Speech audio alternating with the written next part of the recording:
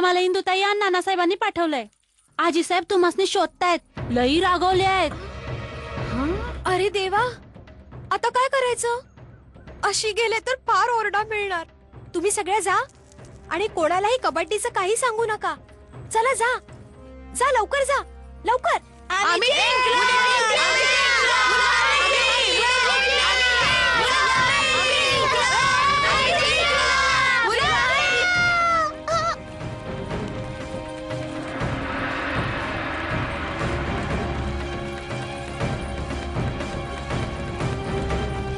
ए मुली, थांब तू.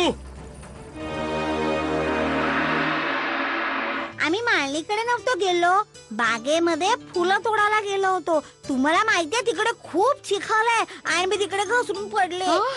मग मनुताई मला सावरायला आली आणि मग आम्ही दोघी पण चिखलात घसरलो. मग आम्ही घरी आलो, हातपाय धुतले, कपडे बदलून इथे आलो, म्हणून आम्हाला उशीर झाला आणि आपण मात्र आमच्यावर ओरडते.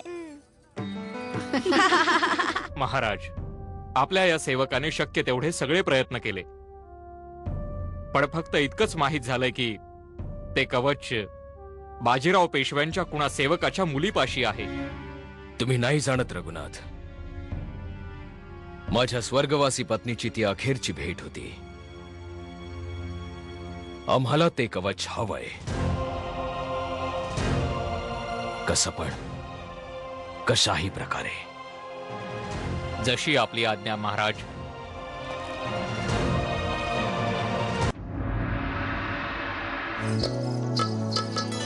हे लगेच काशीदना नेऊन दे. त्यांनी आजच हे गंगाधररावांना जाऊन पोहोचवायचंय. जी.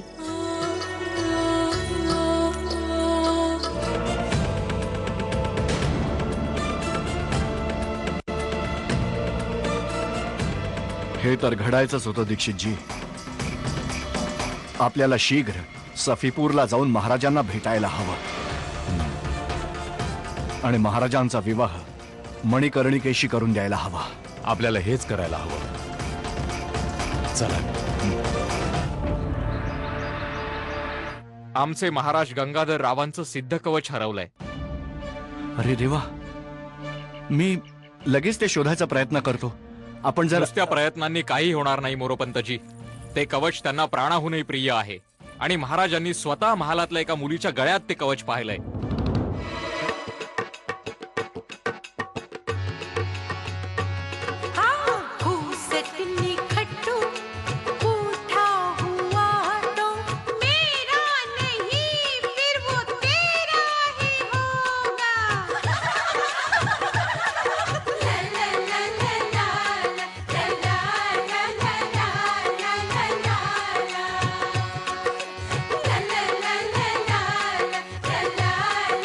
मला अशा कन्येशी विवाह नाही करायचा जी अशी फुवून बसते.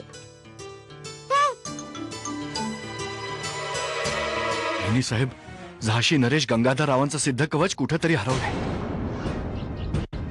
आणि ते त्यांनी स्वतः या महालातल्या एका मुलीच्या गळ्यात पाहिलंय. काय? वहिनी साहेब, दुर्गा मातेचं ते सिद्ध कवच झाशी नरेश गंगाधर रावांना अतिशय प्रिय आहे. ते कवच मनूला मिळालं होतं आणि तिने ते घातलंय.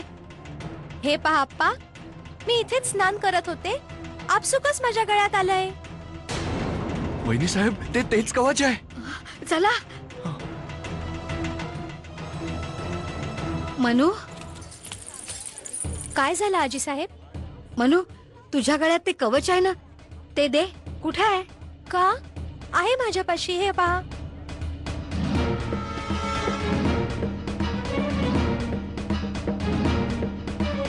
आजी साहेब थांबा जरा. अगं नीट पहा. अगं बाळा, ते कवच झाशी नरेश गंगाधर रावांचं आहे आणि ते सगळीकडे शोधतायत. कुठे ठेवलंयस तू? कुठे हरवलं तर नाहीस ना?